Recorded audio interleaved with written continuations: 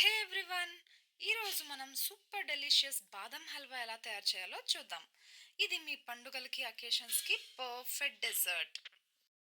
ముందుగా బాదాంని 4-5 అవర్స్ నీటిలో సోక్ చేయండి. ఇది మృదువుగా మారడానికి సహాయపడుతుంది. తర్వాత వాటి స్కిన్ పీల్ చేసుకుందాం. అలాగే ఒక కప్‌లో పాలు తీసుకొని ఇలా కుంకుమ పువ్వు వేసి నానబెట్టుకోండి. తర్వాత బాదాంని అలాగే కొంచెం పాలు వేసుకొని ఫైన్‌లీ గ్రైండ్ చేసుకుందాం. ఇప్పుడు ఒక పాన్‌లో నెయ్యి అలాగే గ్రైండ్ చేసిన ఆల్మండ్ పేస్ట్ వేసి నైస్ అరోమా వచ్చేంత వరకు వేయించండి. అంతే మీ ఇంట్లో అందరూ వావ్ అనిపిస్తారు. థిక్ కన్సిస్టెన్సీ వచ్చే వరకు వేయించండి.